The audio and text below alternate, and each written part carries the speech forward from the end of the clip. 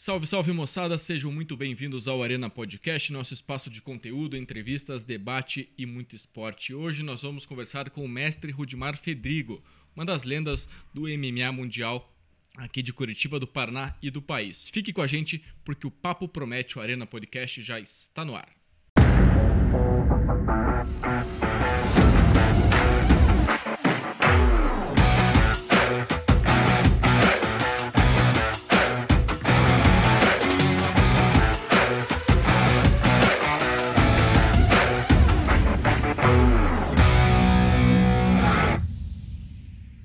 Mestre Rudimar, seja muito bem-vindo ao Arena Podcast. Muito obrigado, é um prazer estar aqui, Pietro, aqui na Arena do Verbo, da palavra, em vez da Arena da Luta. Tá em casa. Obrigado. Muito bem, vamos falar de esporte, comunicação, de muito assunto bom aqui no nosso Arena. Estamos ao vivo, graças ao apoio das nossas parceiras, a Silva de Comunicação Integrada, a Academia BeRap, a Academia do Triatlon em Curitiba e também a Reebok Parque Shopping Barigui. Mestre, para a gente começar, como é que está o cenário do esporte, do Muay Thai, do MMA em Curitiba em relação aos jovens? Como é que é essa comunicação com os jovens de hoje em dia? Pietro, Curitiba, é impressionante como a luta vai bem aqui em Curitiba. Sempre. Né? Curitiba se tornou um polo, eu diria, mundial. Não é nem nacional, da arte marcial. Muitos vêm aqui para aprender, e aqui em Curitiba tem muitas academias boas, várias equipes também. Tenho felicidade de a maioria das equipes aí de MMA, né, grande parte vieram até da nossa escola mesmo. Muito bem. Quem pratica hoje MMA? Tem o jovem 18 a 25, 25 a 50, ou é o pessoal mais velho? Qual que é o público-alvo do esporte aqui em Curitiba, mestre? Tá começando prematuramente já, desde de pequeno, né? Esses dias eu vi uma competição e eu fiquei impressionado lá com dois garotos de 7, 8 anos, lutando com uma garra, com uma bravura, que eu fiquei impressionado. Então ali eu fiquei pensando, nossa, o futuro da luta está ficando cada vez melhor aqui em Curitiba. O curitibano, ele gosta da arte marcial. Impressionante. E cada vez mais cedo, você falou em 7 anos, o que o pai ou a mãe buscam ali na academia? Eu acho que a arte marcial, não só para quem vai competir, mas ela passa valores, né, que é muito bom para criança, para adolescente. A disciplina, principalmente, né? A criança, o adolescente, quando começa a treinar, o comportamento dele melhora bastante.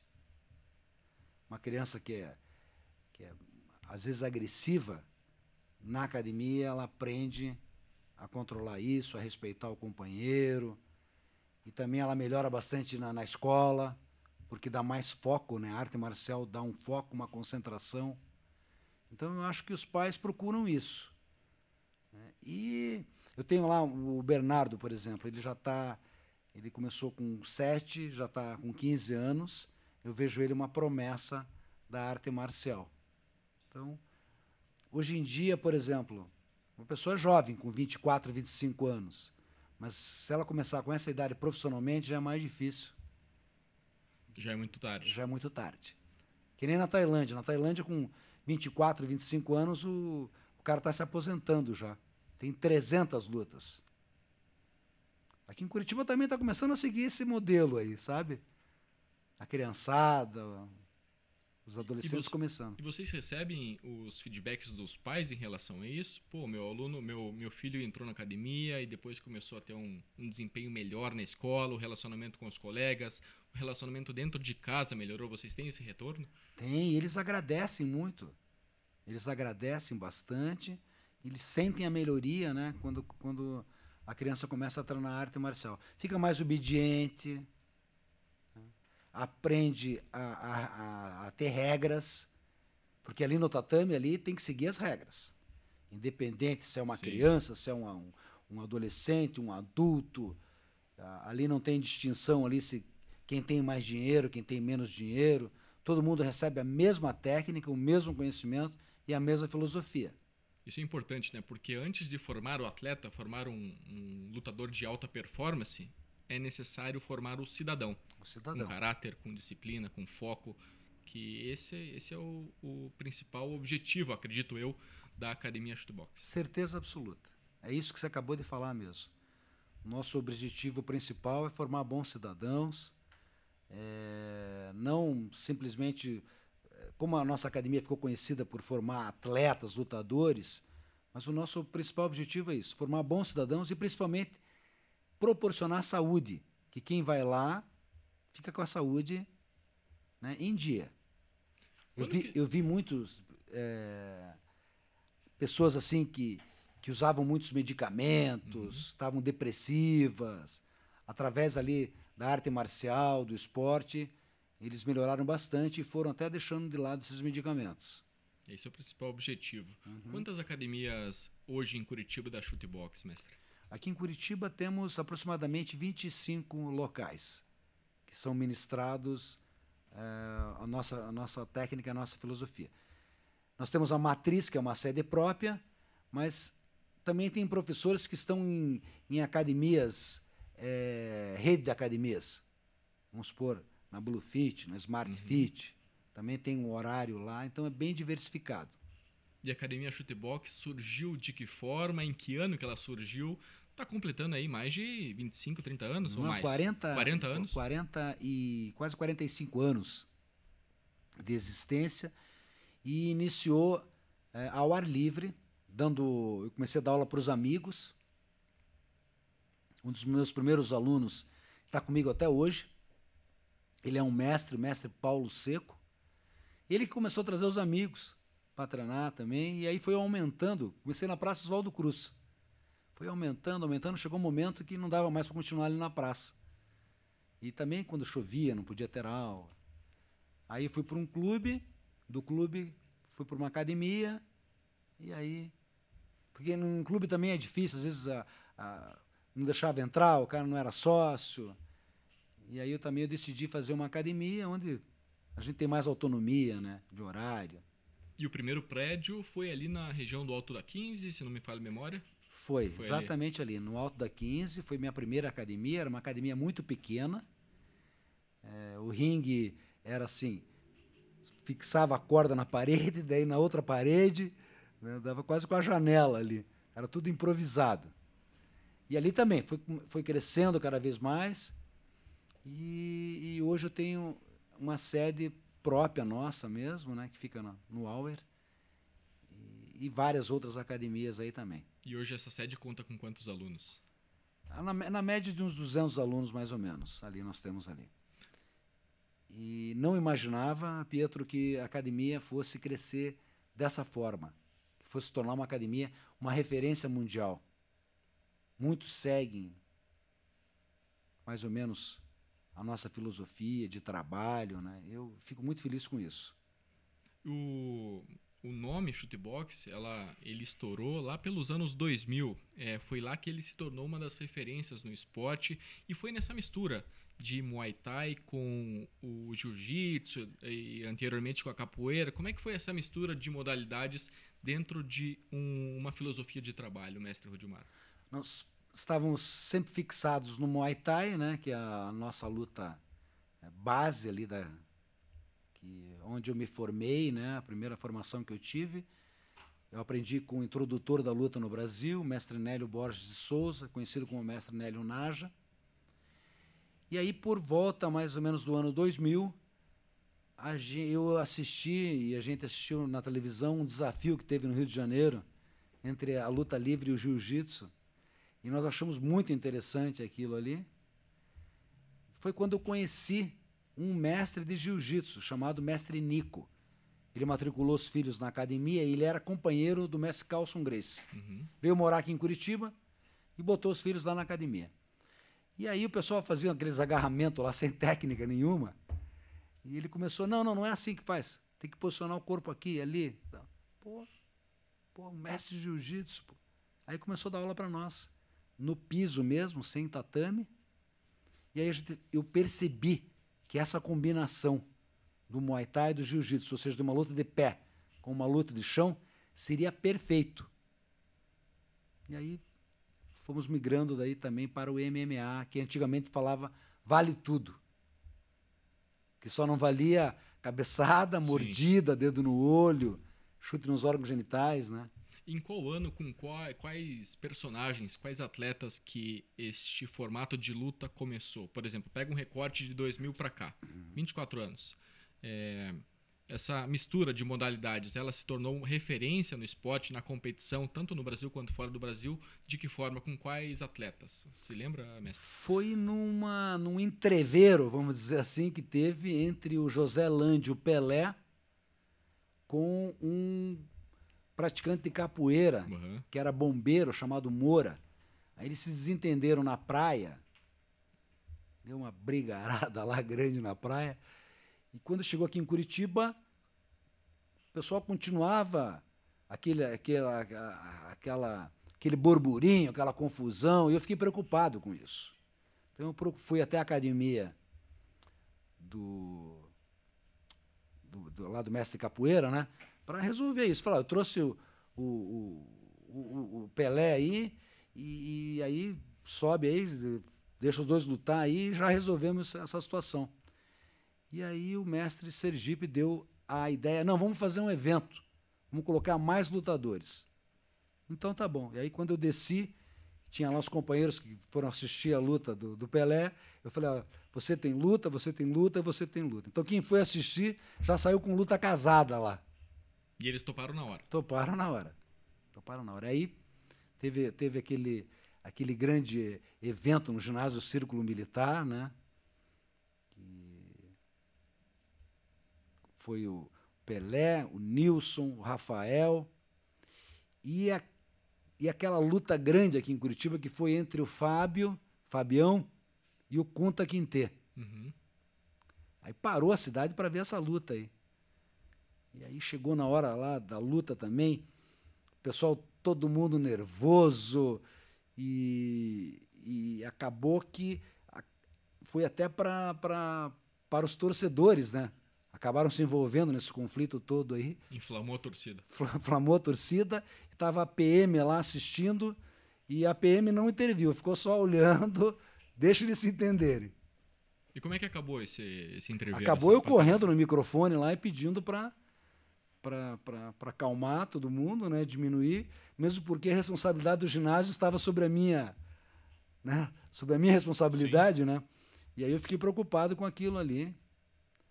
Mas hoje é totalmente diferente, né? Naquela época lá se lutava mais por defender a academia, o brio. Hoje é um esporte profissional, com regras, e o lutador só luta por dinheiro mesmo. Dentro do esporte, tinha muita disputa interna entre academias, não são facções, são atletas. Sim. Mas tinha muita disputa interna ali no setor do MMA, do jiu-jitsu, do Muay Thai?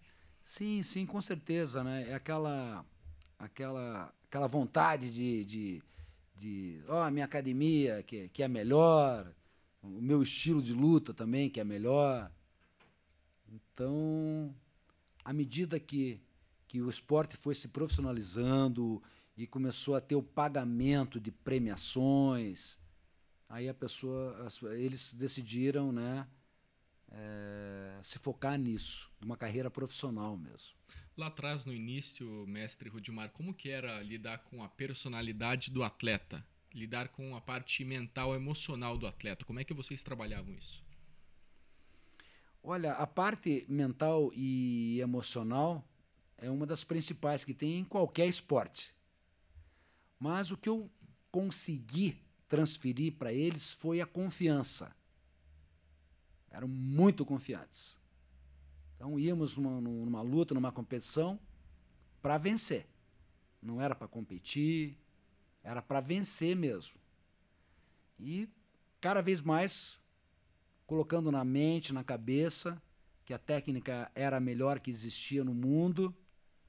E naquele tempo eu lembro que uma vez eu cheguei para o Vanderlei e eu via nele, só, você vai ser o campeão mundial dessa luta. Numa época que não se acreditava muito nisso. E foi o que aconteceu.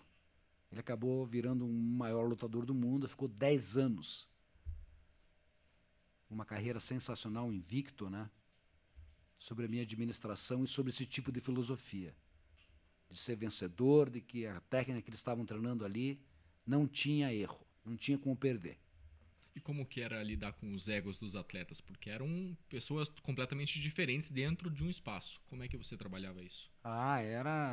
Era complicado também, né? De estar controlando ali aqueles guerreiros ali, numa equipe de elite.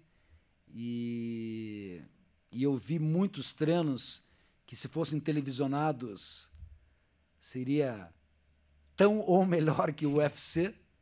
Entre eles, era muito, muito forte o treinamento, muito firme.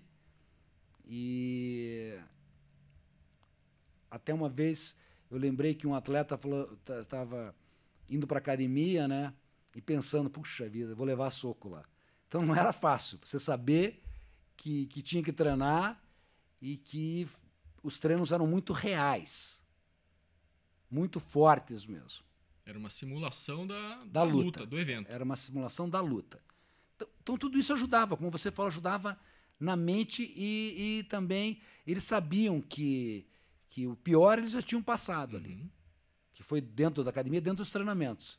Na competição eles iam não para se divertir, mas iam tranquilos, sabendo que pior do que eles tinham passado não iria acontecer.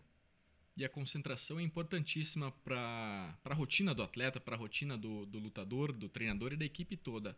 Mestre Rudimar, se o smartphone estivesse presente lá atrás, no início da academia Shootbox, como é que você trabalharia isso? Seria um problema para mim, porque eu não gostava.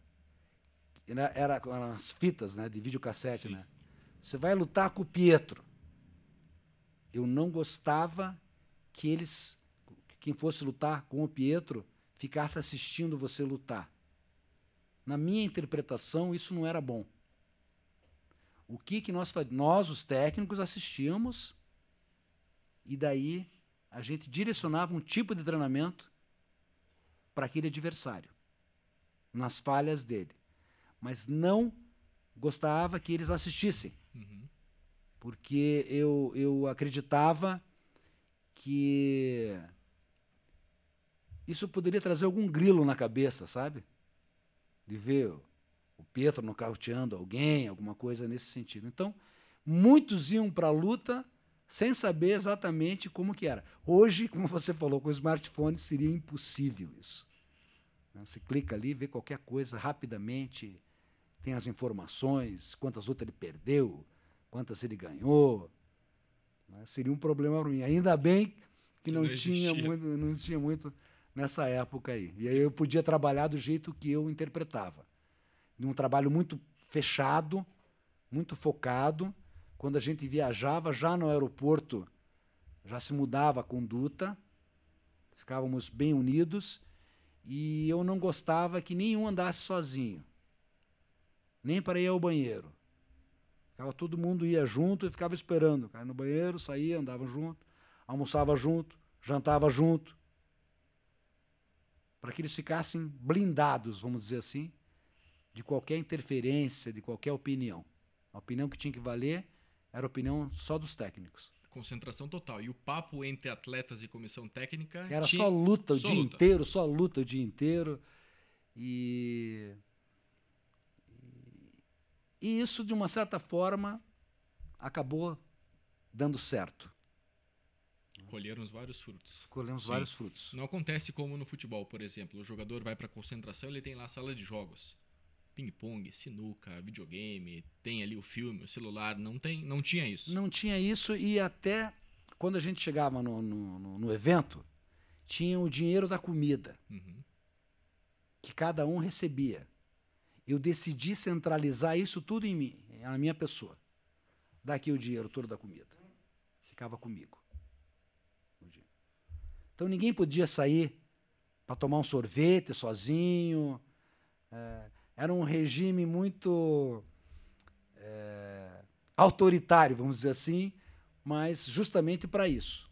Funcionava. Funcionava para todo mundo estar junto, todo mundo podia comer o que quisesse, podia pedir o que quisesse.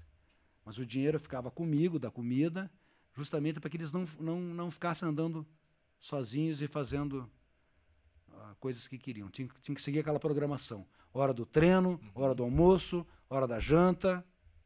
Aconteceu recentemente na Olimpíada em Paris um caso de uma atleta brasileira que foi até um monumento lá, acho que é a Torre Eiffel, com o namorado para visitar, saiu da concentração e acabou sendo punida e banida dos Jogos Olímpicos. O atleta tem que entender isso. Que tem que ficar concentrado e tem que ficar blindado de qualquer tipo de interferência, qualquer tipo de opinião que não seja aquela que os técnicos, né, o seu mestre, o seu professor, ele está orientando. Até mesmo da própria família. Até mesmo da própria família. Então, como eu falei, também não permitia que familiares viajassem juntos também. Era somente a equipe. Então, como eu te falei, quando chegava já no aeroporto, já tinha um outro tipo de conduta. E como era essa conquista do treinador, do técnico sua em relação aos atletas? Como é que você conquistava a confiança deles? Isso é muito importante. Tem que ter essa conexão, né, entre o atleta, o técnico e a confiança. Quando tiver já estabelecido isso, ele passa a ser um atleta executor e não aquele atleta questionador. Aquele que fica na dúvida, pô, será que vai dar certo? Será que esse treinamento está certo? Será que está errado?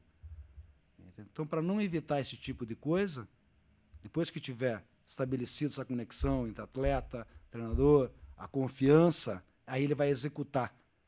Eu quero que você faça desse jeito. Ele tem que ir lá e fazer desse jeito. Muito bem. Deixa eu registrar aqui algumas participações na nossa live do YouTube. O Mexicano Oliveira está aqui com a gente. O Jihad também. Abração, mestrão. Chutebox Realeza está aqui conosco no interior do estado do Paraná. A Carla Denise. Nosso grão-mestre é mentor. Saudações da CB Jihad de Realeza, Paraná. O Thiago Machado também diz que tem muito orgulho de fazer parte da Chutebox. O Felipe Ferreira, boa noite, Pietro e mestrão, um grande abraço do Felipe Combate. O Felipe esteve aqui também conosco no Arena. São todos professores, né? E alguns alunos, depois atletas, e agora são professores e são mentores também. Né? O Filipão, por exemplo, dá aula no Colégio Positivo, ele levou as artes marciais lá para o Colégio Positivo, levou o Muay Thai lá. Então, eu fico muito orgulhoso de todos os pessoal e um abraço a todos aí. Qual que é a sensação, mestre, quando te perguntam sobre as grandes referências do esporte, do Muay Thai, do chutebox aqui de Curitiba? Atletas que foram revelados por você e pela academia que foi fundada por você aqui na capital do Paraná. Olha, são tantos atletas, né? Vamos começar com o Pelé, depois Vanderlei, Rafael Cordeiro, Nilson Castro, Cris Cyborg. Aí o pessoal começou a vir também de fora de Curitiba, mas esses são os curitibanos mesmo. Como era o Vanderlei Silva? O Vanderlei Nos bastidores, em off. Em off é um cara maravilhoso de trabalhar com ele. Ele sim foi sempre um atleta executor, nunca foi de questionar. O que mais importava para ele era o dia, o valor da luta. Nem muito o adversário. Para mim, nunca falou, olha, eu não quero lutar contra essa pessoa. Nunca. Aliás, nenhum deles. O que importava era mais o valor financeiro da luta e o dia dessa luta. Ele encarava todas. Todos encaravam todos os desafios. Todos os desafios. Teve uma vez que nós viajamos para o Japão, trocaram 3 vezes de adversário, e até quando a gente estava lá, ele não sabia em quem que ele ia lutar. Ele não queria saber. Queria saber só do pagamento e o dia da luta. Aí a importância do treinamento de estar preparado para enfrentar qualquer tipo de lutador. Qualquer tipo de lutador, qualquer tipo de adversidade. E como eu falei, como o treinamento era duro, eles estavam preparados, então, para enfrentar qualquer situação. De pé, no chão, qualquer situação, não teriam problema. E é um cara gente fina? Demais. O Vanderlei? Demais. Muito, muito, muito bacana. Eu me sinto orgulhoso e até honrado, né, de de ter feito parte da carreira dele, né? Já no começo a gente dormia no mesmo quarto, e ele roncava muito, e era um problema enorme. Teve um dia que eu pensei, pô, vou dormir no banheiro, lá na banheira lá. E aí, quando ele foi campeão, aí ele começou a ter os privilégios maiores, de ter o seu quarto. E aí eu também fiquei muito feliz também. Muito bem. Como é que era a alimentação desses caras, dessas estrelas, durante as viagens, principalmente hotel, essa correria toda? Era também controlada porque o atleta ele tem que bater um peso, né? Então, tinha que estar controlando isso até bater o peso. Aí, depois que bateu o peso, aí ficavam liberados para comer o que quisesse. Nutricionista sempre presente no staff ou não tinha isso? Não tinha isso, não tinha isso. Isso depois, à medida com o tempo, aí foi sendo incrementado, né? Essas coisas. Mas no começo era tudo a gente mesmo que fazia. Eles mesmos. Muito bem. Mestre, quando nós viajamos, tanto para outros estados quanto para o exterior, nós tentamos absorver o que aquele lugar, aquele país tem de bom. Foram mais de 40 viagens para o Japão. O que o mestre trouxe do Japão para cá em relação ao esporte? Olha, o Japão é um país incrível mesmo. O estilo de vida deles e como é um povo educado e que respeita muito. Por exemplo, lá não importava somente aquele que vence uma luta. Eles aplaudiam da mesma forma aquele que perdia. Agora, tinha que demonstrar bravura. Tinha que se entregar para o combate. Uhum. Se o cara for lá em 20, 30 segundos já pedir para parar, esse certamente não volta mais. Eles valorizam muito isso. Por quê? Porque é um país milenar, país de guerreiros, de samurais. Então, eles gostam de ver o lutador se entregar completamente ao combate. E o respeito também era uma coisa impressionante. No começo eu estranhava muito, porque aqui no Brasil é diferente, né? O pessoal torce, grita. Lá é um silêncio absoluto na hora da luta. Então, às vezes, você estava assim, escutava um telefone batendo lá. Uma atmosfera totalmente diferente. Totalmente diferente. Claro, eles vibravam também no momento de um nocaute, no momento mas, geralmente, um silêncio impressionante isso. E o respeito que eles têm pelo atleta. É um respeito, assim, impressionante. E o que é aplicado na chutebox que você trouxe lá do Japão? Olha, é uma palavra chamada gambatê, né? Que é uma palavra diferente do boa sorte. Aqui no Brasil a gente fala boa sorte, lá eles falam gambatê. Gambatê significa se esforce ao máximo, dê o seu melhor, aguenta firme, gambatê. É uma palavra muito forte, não tem até um significado, porque ela representa muitas coisas. Então, essa palavra, assim, eu sempre fiquei impressionado com a força dessa palavra e a gente procura fazer isso. Né? Adaptar nos treinamentos. Adaptar nos treinamentos. Se esforce, dê o seu melhor, né, ao máximo que você puder. Muito bem. Mestre, chegaram algumas perguntas pelo Instagram do Arena Podcast. A primeira é a seguinte: quando você começou no esporte, quem era a sua inspiração? Em quem você se espelhava? Me espelhava no mestre Nélio, porque quando eu iniciei não existia muito essas competições. Qual era o objetivo? Era ser o professor da academia, era ser o mestre, era ter uma equipe. Então eu lembro assim que quando o mestre Nélio... Rudimar, hoje você vai puxar o treino. Nossa, aquilo para mim era... Meu olho brilhava. Era aquilo que eu queria. Né? E foi aquilo que eu consegui. Fazer um grande time desde o começo. Né? Então o objetivo era esse. Não era ser... Hoje, como o esporte já está bastante popularizado, né? Então a pessoa já entra, quer ser um lutador, quer ser um atleta. Naquela época, não. Era... ter os guerreiros da academia e ser um professor, ser um mestre. Muito bem. E há uma luta que te marcou, uma ou mais lutas que te marcaram ao longo dessa carreira? Teve várias, né? Muitas lutas. Muitas. A que projetou a nossa escola mundialmente foi a luta do Vanderlei com o Sakuraba, porque o japonês ele vinha ganhando de vários brasileiros. 7 brasileiros seguidos. Ele batia num, falava, traz outro. Batia num, traz outro. E eu, do outro lado da ponta, vendo o potencial do meu lutador, né, o Vanderlei, sempre que terminava a luta, na hora do acerto financeiro lá com o presidente, eu pedia, né? Sakuraba. Fazer com o Sakuraba. E eles esquivando, né? Até que chegou um momento que não teve mais como. E aí teve aquela luta lá, que o Vanderlei nocauteou o Sakuraba.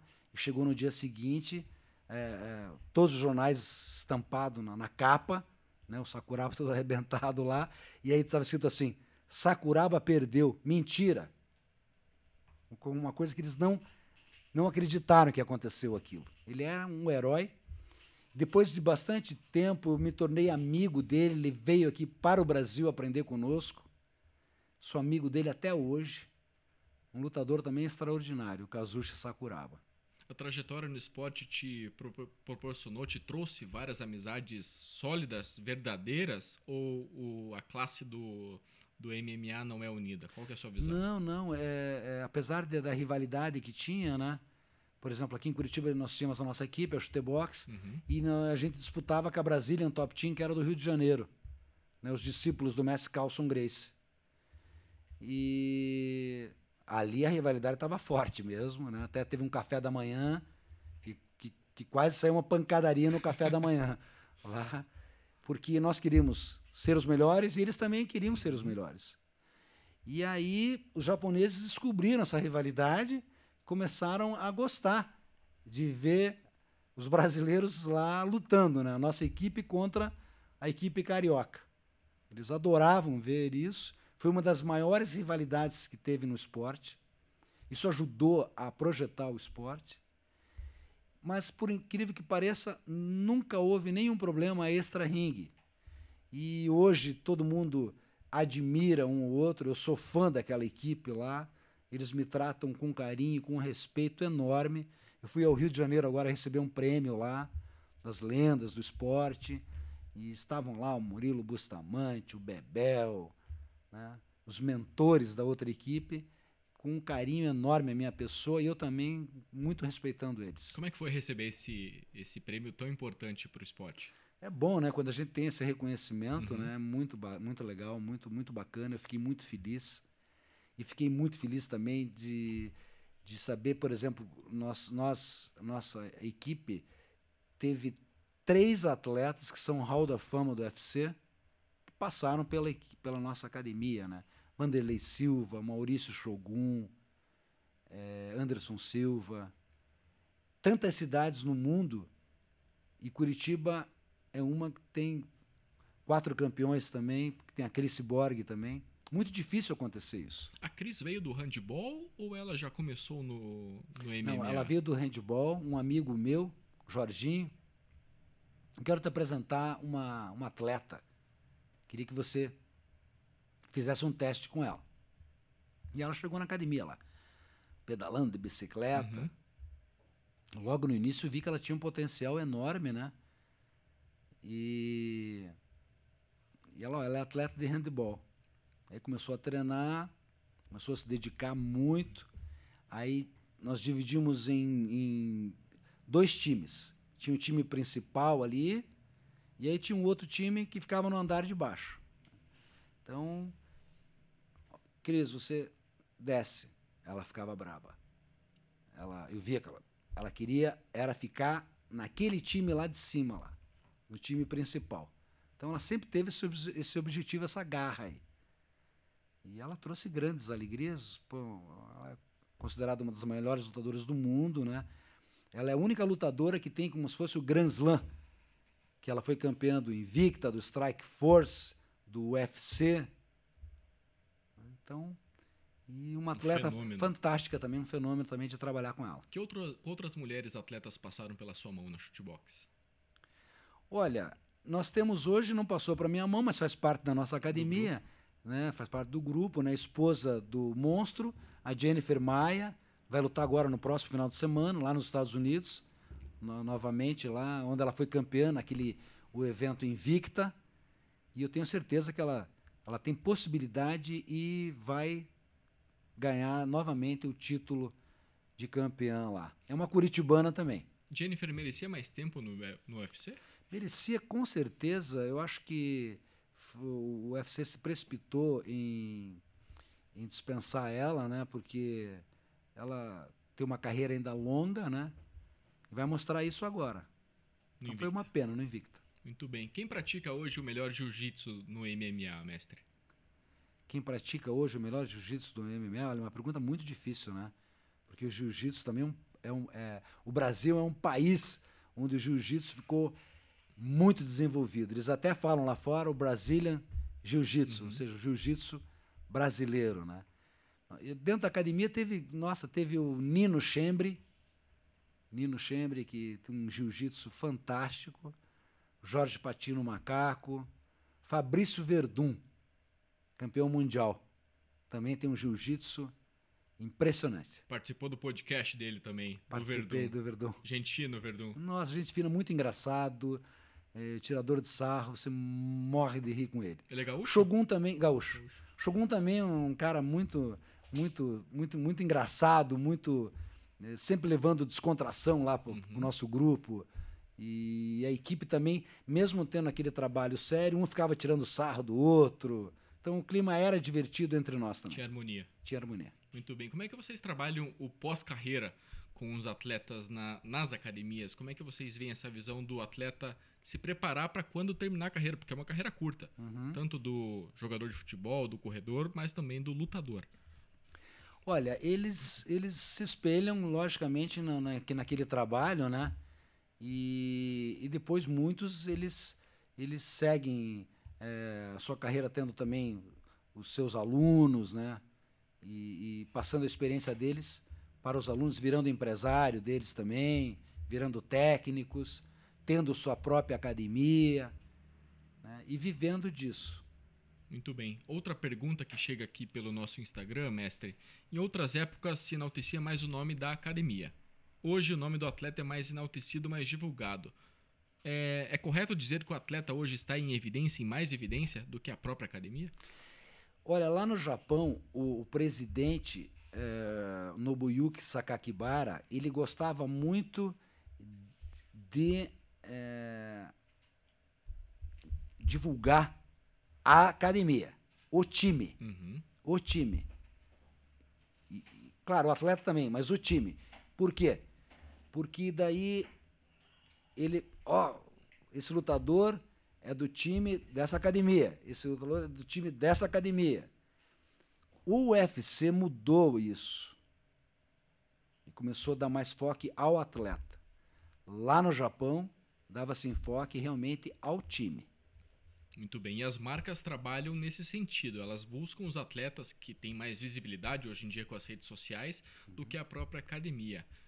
As marcas hoje em dia elas abraçam o esporte. Como é que você vê essa questão de patrocínio, de apoio ao esporte, ao chutebox, ao MMA e tantas outras modalidades? Melhorou bastante, muito, porque eles viram que é um esporte que dá muita visibilidade, né? Então hoje tem casas de aposta que patrocinam produtos de alta performance, né? Também atrela a imagem ao lutador, então isso melhorou bastante e isso foi bom também para o atleta, principalmente naquela parte de preparação para a luta, né? Onde ele tem um investimento ali, tem que ter um investimento ali. Então é importante esses apoios aí, melhorou muito, está crescendo cada vez mais. E os programas de jiu-jitsu, de MMA, de artes marciais, eles aumentaram, cresceram demais nos últimos anos, principalmente com esse avanço das grandes bandeiras, do UFC, do Invicta. E isso é importantíssimo também, ter grandes empresas da mídia tradicional, TV, rádio, para divulgar o esporte. Com certeza, isso faz parte, né? E o esporte está cada vez mais em evidência. Eu lembro que teve uma minissérie na Globo lá, que aí colocava lá o ator como se fosse um lutador. Tudo isso ajudou a popularizar mais e também tirar aquela imagem que se tinha lá atrás de que isso era um esporte muito violento, que não era muito bem visto, sabe? E daí por isso que era difícil até arrumar patrocínio. Uhum. Então, com essa massificação do esporte, indo para a televisão, isso ajudou bastante. Aí o pessoal começou a ver que ali tem um atleta, tem um pai de família, que o cara é gente boa, ele é agressivo só na hora da luta mesmo. Muito bem, deixa eu falar aqui das nossas patrocinadoras. Daqui a pouco a gente retoma aqui com o mestre Rudimar Fedrigo. Quero falar sobre a Reebok Park Shopping Barigui. Roupas e acessórios para atletas de academia, corrida de rua, crossfit, corrida de montanha, atletas de MMA, tem material lá na Reebok e muito mais. A Reebok fica no Park Shopping Barigui, aqui em Curitiba. Mestre, você sempre teve essa veia política, hoje está como pré-candidato a vereador de Curitiba. Como é que você entrou nesse mundo da política? Sempre gostei da política, desde a época de Grêmio Estudantil, fui diretor de esportes, estudava no Colégio 19 de Dezembro e fui eu que coloquei lá a primeira tabela lá de basquete. E depois também na faculdade cursei Direito, fiz 4 anos, fui diretor de esportes do Centro Acadêmico e também fui segurança na campanha do Jaime Lerner. E aquilo me fez eu gostar cada vez mais da política. E eu acho importante isso, né, a gente ter essa participação também na política, né, levar as artes marciais também para as escolas municipais, no contraturno escolar, né, porque isso é muito importante, ajuda bastante, né, no colégio. Depois eu fui secretário de esportes de Curitiba, introduzimos as academias ao ar livre, os clubes da gente, né? Tive a felicidade de ser o secretário na gestão do Beto Richa e agora novamente estou como pré-candidato. Espero poder representar o esporte, as artes marciais, né? E tem muita coisa para ser feita aí. E como é que você tem conversado com esse público mais jovem, esse que está chegando, o público do Instagram, do TikTok, do YouTube? Como é que é essa nova linguagem para você? Olha, essa nova linguagem é uma novidade também para mim, né? E a gente procura estar mostrando para eles, né, o que foi feito e o que pode ser feito também. Com certeza. Chegou a trabalhar na gestão Beto Richa, implantou as academias ao ar livre, que é um sucesso, continuam aí disponíveis para a população. E o que tem de novo? Quais são as bandeiras? Caso o senhor entre na Câmara Municipal, o que tem de novo do mestre Rudimar? Gostaria muito, eu tenho conversado com o Madison, de agora a gente implantar lá no Parque Barigui uma academia de peso mesmo, como tem nos Estados Unidos, no Rio de Janeiro, né? Não essa ao ar livre, mas as academias de peso mesmo, né? Que é onde as pessoas possam fazer, levar as artes marciais, como eu falei, no contraturno escolar, levar as artes marciais nas forças policiais, principalmente na Guarda Municipal, preparar o Guarda Municipal para ele não depender somente da arma. A arte marcial pode ajudar muito nisso.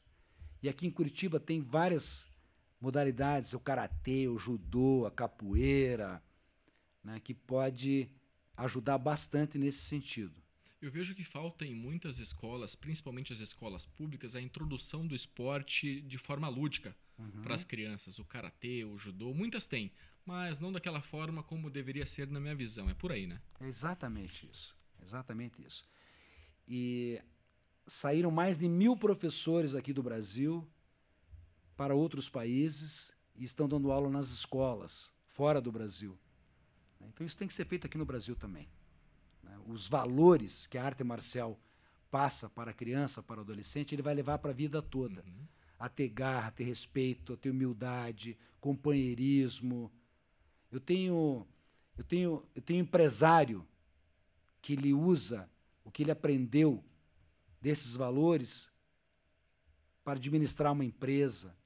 Eu tenho um desembargador, tenho um advogado criminalista famoso no Brasil todo, que ele usa o espírito da luta na sua profissão. A garra, a postura, né? Como defender uma causa.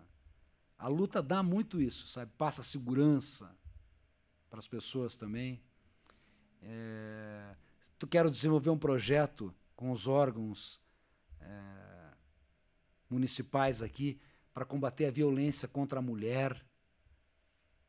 Por exemplo, a gente vê tanta agressão aí à mulher e trabalhar junto aí para que os próprios órgãos governamentais encaminhem essa mulher para uma rede de academias que vão fazer parte desse projeto, onde possa ensinar ela a se defender e principalmente recuperar a autoestima, porque uma mulher que é agredida, a autoestima dela diminui tanto, Pietro, que ela acha que ela passa a ser culpada daquilo que aconteceu. Então, eu acho que as artes marciais podem ajudar muito também nesse sentido. Mas eu estou preparado também para defender também várias pautas, né? Outro dia eu estava andando aqui no centro de Curitiba e vejo que o centro de Curitiba realmente precisa de uma revitalização, muitos moradores de rua que estão dormindo debaixo dos comércios, muitas lojas fechadas. Estive numa praça Carlos Gomes lá, sem iluminação. Então o vereador tem que estar preparado para isso, para fazer esse tipo de zeladoria, né? Está fiscalizando o poder executivo e está solicitando essas melhorias aí. Muito bem. Como é que a Chutebox trabalha a defesa pessoal, principalmente a defesa pessoal das mulheres dentro da academia? Uma bandeira muito importante, principalmente nos dias de hoje. E olha, as mulheres, elas têm frequentado bastante as academias. Antigamente era na faixa de uns 30%. Hoje tem aulas que tem 60% mulheres, 40% homens. Então elas estão vendo, percebendo que além de melhorar a sua saúde, o embelezamento do seu corpo, elas aprendem uma defesa pessoal. Uhum. E uma mulher que pratica arte marcial, ela sabe reagir diferente diante de uma situação de perigo, de tensão, né? Então é extremamente importante. Eu recomendo, você que quer entrar numa academia, procure uma academia de arte marcial e comece a praticar. E muitos não gostam, vamos supor, do Muay Thai, mas gostam do Jiu-Jitsu, ou gostam de treinar capoeira. Você tem que encontrar a arte marcial que você gostar. Tem um leque de opções, né? Tem um leque de opções. E academias boas aqui em Curitiba. Curitiba é uma referência no mundo da arte marcial. Hoje em dia, qualquer atleta de Curitiba, opa, o adversário já fica receoso já. Assim, pô, lá vem gente preparada. Quando o atleta, por exemplo, numa competição como Invicta ou UFC mesmo, fala que, pô, eu vim do chutebox, quer dizer que ele está lisonjeado de ter feito chutebox no início da carreira. Quando ele fala isso, significa o quê? Qual que é o significado, a simbologia dessa frase? Olha, eu fico feliz demais com isso. Já presenciei, por exemplo, estar no elevador, um lutador famoso, estrangeiro, how much, quer a camiseta, quer comprar uma camisa. Então, tudo isso é sinal de que a nossa cidade é admirada nesse sentido, sabe? Eles respeitam muito isso também. Tem Curitiba como referência. Tem Curitiba como referência, exatamente. Sensacional. O mestre pratica outros esportes, gosta de outras modalidades ou só arte marcial? Eu pratico o Muay Thai, o Jiu-Jitsu, né? E gosto de jogar futebol também. Gosto de acompanhar também o que acontece. Mas assim, de uma maneira geral, eu gosto de todos os esportes, sabe? Eu aprendi isso como secretário. Uhum. Né? Por exemplo, fui eu que introduzi as quadras de peteca lá no Parque Barigui. E era um jogo que eu não conhecia direito, e quando eu comecei a entender, eu achei muito legal. É um esporte dinâmico, né? De origem até indígena. Então, gosto do skate também. Curitiba também é muito forte no skate. Eu vejo muita gente criticando a força do Brasil na Olimpíada dessa de Paris, mas muita gente que não valoriza quando tem uma quadra de peteca, que hoje temos o badminton, de skate, hoje tem a fadinha brilhando nas Olimpíadas. As pessoas não valorizam esse tipo de esporte quando está do lado delas, quando está no bairro delas. Perfeito. Então isso que precisa ser valorizado. Você tem razão, totalmente. E você tocou num assunto muito importante, que eu acho que o Brasil, tanto a nível federal, estadual e municipal tem que investir mais no esporte. Quando se trata do orçamento, o esporte e a cultura também, mas os esportes estão lá embaixo. Não chega, às vezes, a 1% do orçamento total. É lógico que o dinheiro vai mais para a saúde, para a educação, mas o esporte é muito importante. Você vê que quanto mais investimento tem no esporte, vai ter menos fila nas unidades de saúde, vai ter menos problemas de criminalidade, né? Então, um antídoto contra as drogas. Então, tem que ter mais investimento no esporte. Tem cidades que investem bastante no esporte e acabam tendo um índice de desenvolvimento humano, o IDH, lá alto, lá em cima, por causa do esporte. Uma das coisas mais absurdas que aconteceram durante a pandemia da Covid foram os fechamentos das academias. Tanto as academias ao ar livre, quanto as academias particulares. Falou tudo, Pietro. Falou tudo. Que bom que você lembrou disso. Que foi realmente um período muito difícil para as academias. E não eram realmente para serem fechadas. Por quê? Porque ali eles estão aumentando até, inclusive, a sua imunidade fazendo esporte. Sim. Isso é importante. As praças fechadas, foi terrível. As praças fechadas foi terrível. Muitas academias fecharam aqui em Curitiba e nem retornaram mais. Então, nós lutamos bastante também na pandemia para que as academias fossem reabertas. E na academia é diferente, porque na academia tem regras.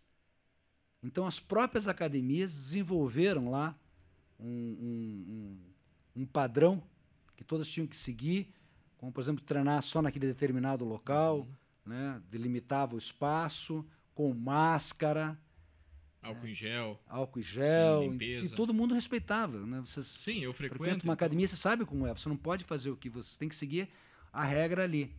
Então, foi lamentável isso e eu espero que isso nunca mais aconteça, né?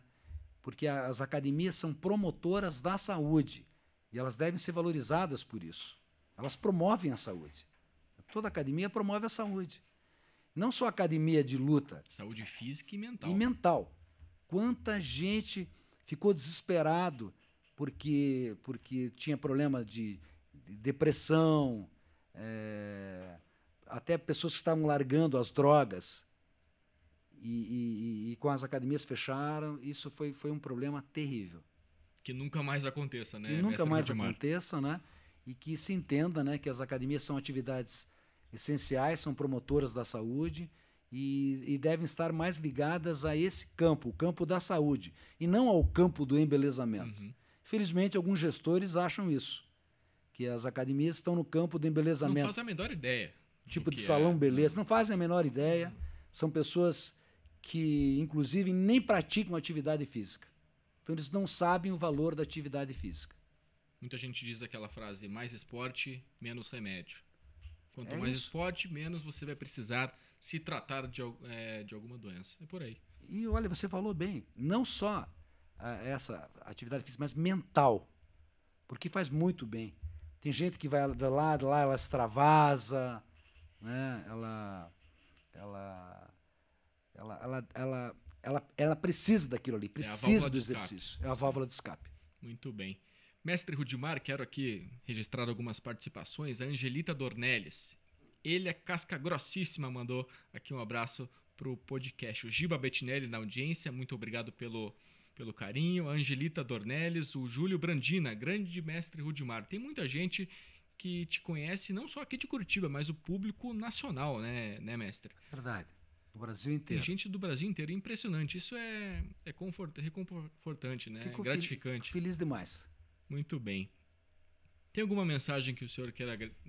Posso chamar de senhor? Claro, pô. Alguma mensagem que o mestre queira deixar aqui para os nossos ouvintes do Arena? Olha, fiquei muito feliz de você tocar em temas que eu tinha esquecido, né? Esse problema da pandemia. Que bom que você lembrou disso. São bandeiras caso entre na Câmara Municipal, então... É verdade. Teremos que abordá-las lá dentro do Poder Municipal. É verdade. E nós temos que estar valorizando muito o esporte, as artes marciais, os benefícios que eles trazem, né, para as pessoas, para a população, são muito importantes. Né? Volto a insistir que é importante preparar um policial também melhor, né? eles necessitam de um treinamento mais rotineiro nesse sentido, para que ele não dependa só da arma, né? Que ele possa mobilizar uma pessoa, que ele tenha fôlego para correr 2, 3 quadras atrás de uma pessoa. Tudo isso pode ajudar bastante. Quem quiser começar no chutebox, na academia chutebox, qual é o caminho, mestre Rudimar? Olha, o caminho é simples. A partir dos 5 anos de idade, tanto homens quanto mulheres, e começar devagar, né? Toda atividade que você for começar devagarinho, até ir se adaptando, e quando vê, você faz parte já daquele time ali e consegue fazer a aula normalmente. Muito bem. Quero agradecer aqui as nossas apoiadoras, a Academia BRAP, Academia do Triatlo em Curitiba, a Riboc Parque Shopping Barigui e também a Seward de Comunicação Integrada. O Arena Podcast só está no ar graças aos nossos patrocinadores. Isso é importante. Sem os nossos patrocinadores, né, a gente não consegue. A coisa não anda. A coisa não anda. Amanhã mesmo vou comprar um tênis da Riboc em homenagem a eles estarem patrocinando aqui. Muito bem. Fala lá com o Paulo e fala aqui do Arena Podcast. Vou falar, com certeza. Valeu. Mestre Rudimar Fedrigo, muito obrigado pela participação, pela disponibilidade. Sei que a agenda é curtíssima, o tempo é curto, mas muito obrigado pela presença. Eu que agradeço, papo sensacional. Vocês estão de parabéns, o estúdio aqui muito bem estruturado, e eu quero que a Arena Podcast tenha vida longa. Muito bem, muito obrigado. Pessoal, muito obrigado pela audiência, pelas participações. Fiquem bem e até o próximo episódio. Tchau!